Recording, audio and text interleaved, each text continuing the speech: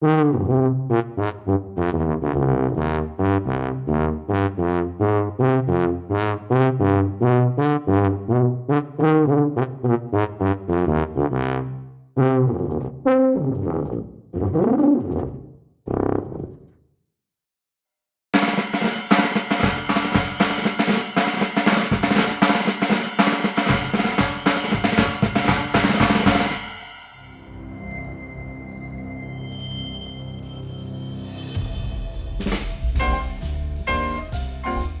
Orleans Brass 2 is the next chapter in the life of our second line style brass band library, with a whole raft of new articulations for the existing instruments as well as brand new additions, with the baritone saxophone being added, a awesome growling raspy low end beast, as well as a set of percussion instruments as well that completes the New Orleans style ensemble, with 10,000 samples added to the collection. It's taken a library that was already deeply nuanced and interesting to play and just elevated it to whole new heights. It's wrapped in our overlay threshold technology that I'm sure you'll be getting used to by now on our instruments, where you can effectively plumb in how you want the instrument to act to your velocity input and then simply play, and the library will just interact with you. It's so much more collaborative.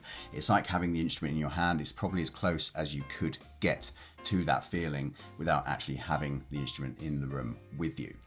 So let's take a look here at Trumpet 1. You can see that we have all the articulations loaded in, and we're on performance mode 1 here. So we've got the longs, the sforzatos, the staccatos, and the falls loaded.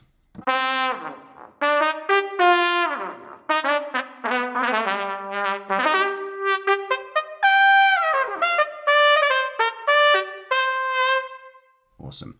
Let's go through a couple of these individually. So the longs.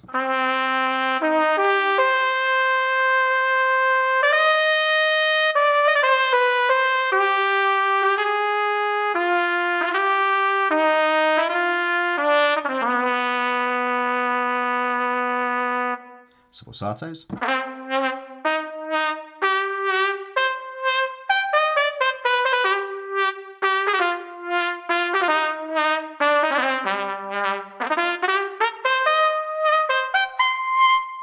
Awesome, that's kind of the real go-to articulation for these instruments, I feel. The staccato.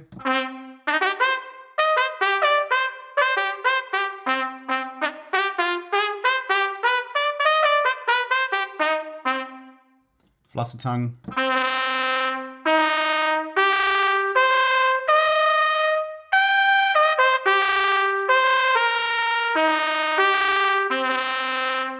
Crescendos.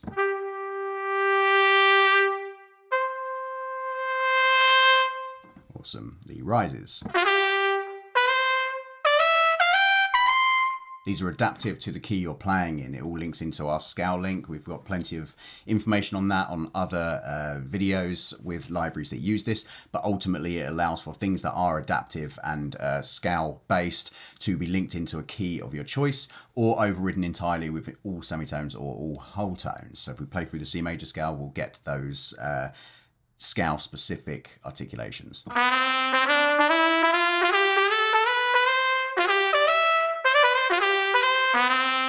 Very cool. Now the falls.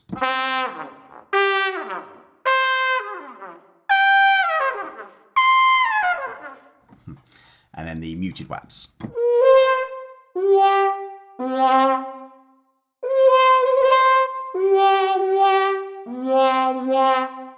Awesome. So for the remainder of the interface, it's, as you'll be familiar with by now, a mixer for the different mic signals, where there are now 3 mics on offer. They've all been broken out into each individual instrument. You can purge any of these to save on RAM if required. We then have our stereo delay reverb effects chain with a series of convolutions to choose from, and finally an EQ to sculpt your sound in the plugin if required. So we'll skip past Trumpet 2 because it's much of the same, of course, and we'll head to trombones. Okay, as you can see here, a very familiar interface again with a series of articulations. Just go through these individually. Longs.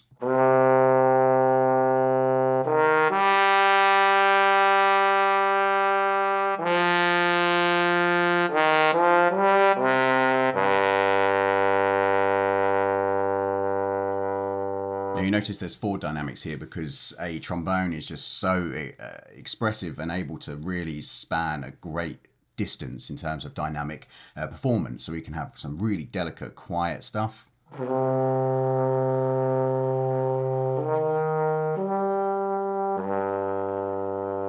Way up to some really raspy, biting fortissimo.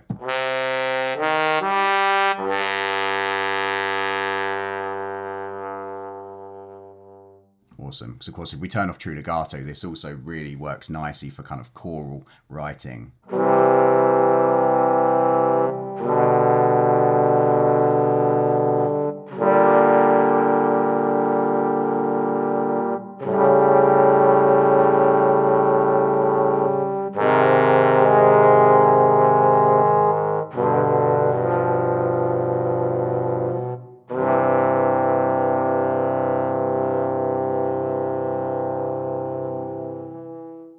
Really beautiful.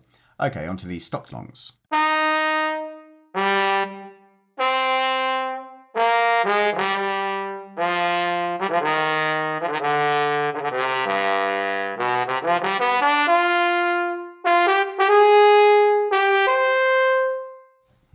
The sforzados.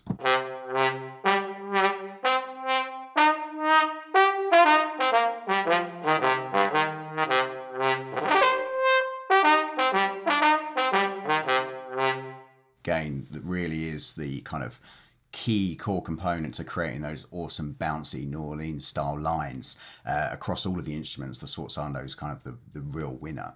Okay, onto staccato.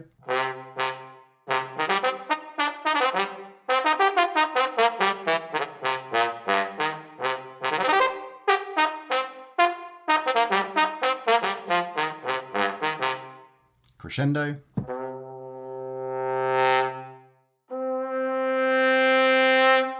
Again without legato.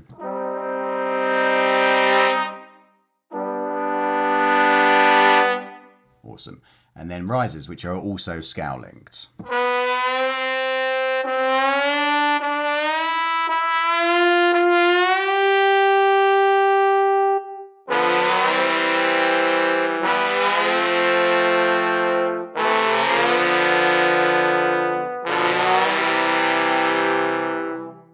And falls.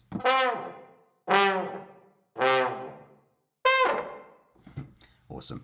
Okay, so the rest of the interface is the same as we find in the trumpet, of course, with the mixer section, the effects and the EQing. Let's head off to the saxophone now. So a brand new addition to New Orleans brass here is the baritone sax. It is an absolute beast, especially down in this lower register.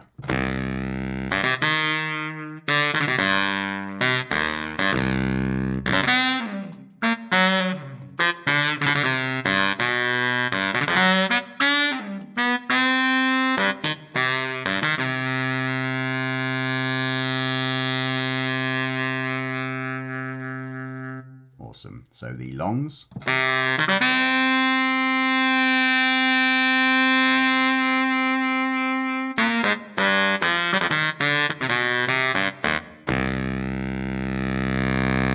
love the development of the longs because they really grow over time and the vibrato naturally creeps in over time. It's excellent.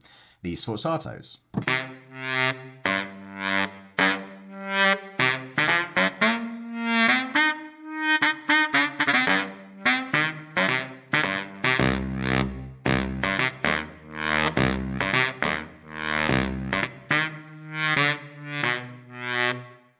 The stopped longs, these are really lovely. They have a very short lifespan, but they have this excellent story to tell.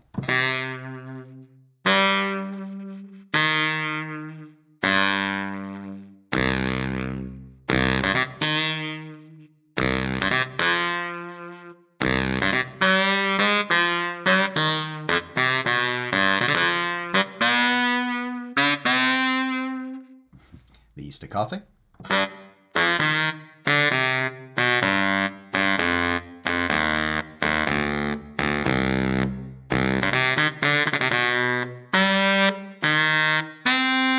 They have a really plosive and aggressive stop as well. It's just such an awesome idiomatic texture. Love it. The staccatissimo.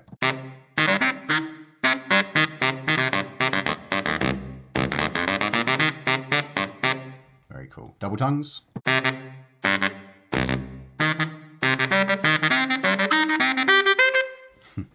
The grace notes.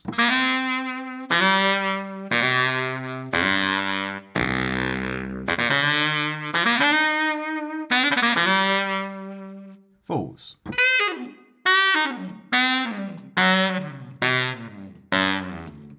And trills.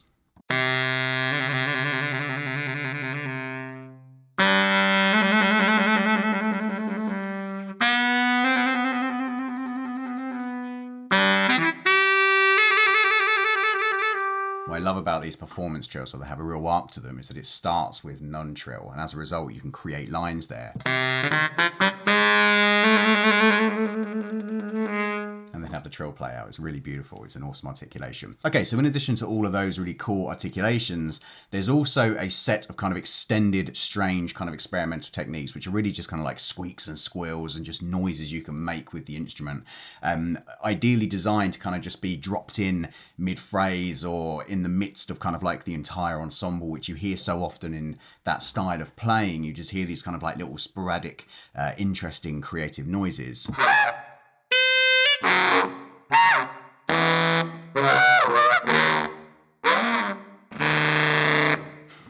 They're really cool, and you just kind of throw them in mid-phrase or the end of phrases, or the kind of like culmination of chord changes or something. It's really effective.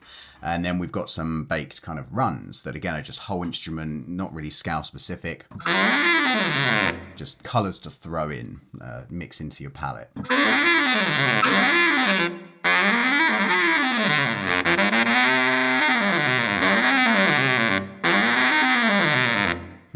Very cool. Okay, another unique quality to the saxophone is that there are key sounds. These are the sounds of your finger as you hit the note on a saxophone, because it's quite a pronounced, specific sound that really adds so much realism to the transitions of each note as you play.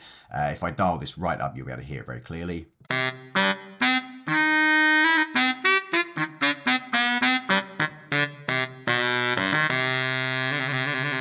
Turn the articulation off, we should actually be able to just play this as the sound.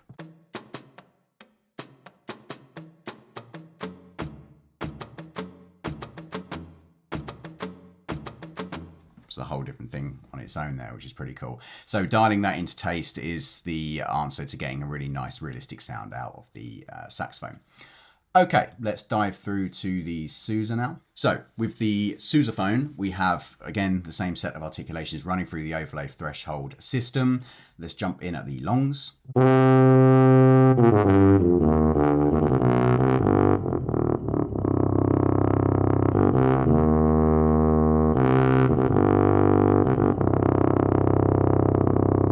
It's so aggressive, it's awesome. It's so full of character and depth.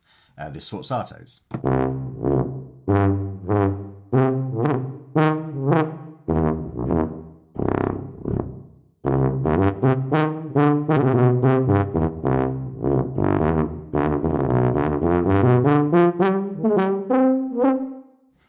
Again, really a core component to creating that New Orleans sound, you know.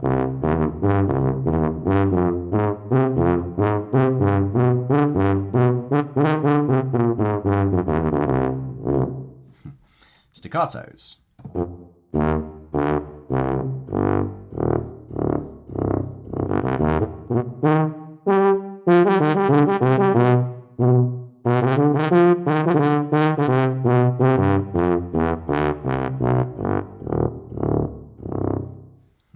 Double tongue.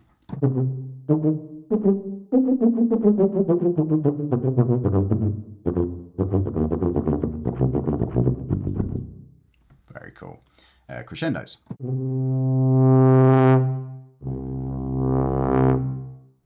Rises. I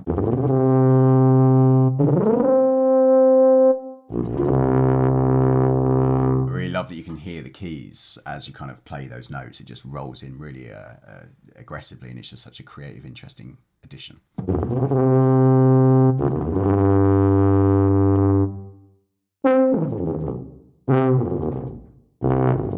Again, you can really really hear the keys interacting there.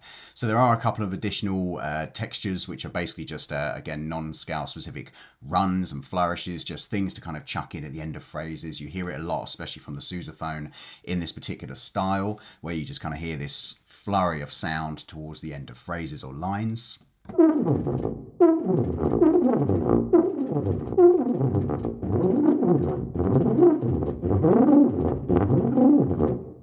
Awesome.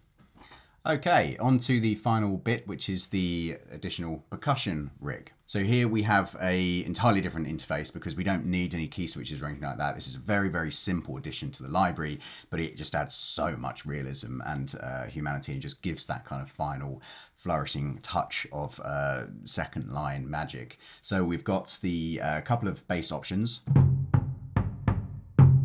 and they've been mapped in a way where you can kind of double hand the drums if you wanted to, because it's just easier for kind of keyboard drummers to be able to access those things on two different notes. So everything's been mapped twice. And then snares, and then rolls for snares. Because they're short rolls, kind of working as subtle ghost notes that can lead into a bigger snare.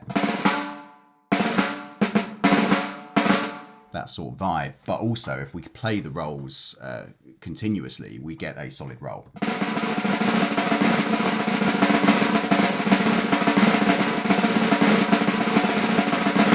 And you can get some accents in there as well, which is great. We've got some rim clicks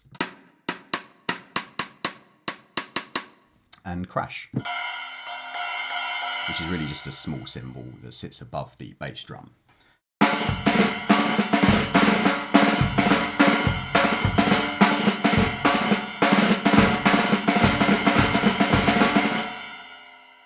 Okay, that's been an in-depth look at New Orleans Brass 2 with everything that is new from the legacy version. If you head to insanitysamples.com, you can catch the contextual demos, which really just exemplify how these instruments function and how well they perform together as a band. And I'll see you in the next one. Thanks for watching.